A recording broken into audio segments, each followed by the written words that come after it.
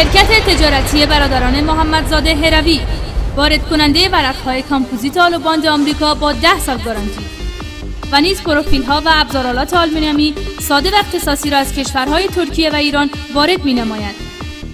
شرکت تجارتی برادران محمدزاده هروی طراح و مجری نمای کامپوزیت آلوباند،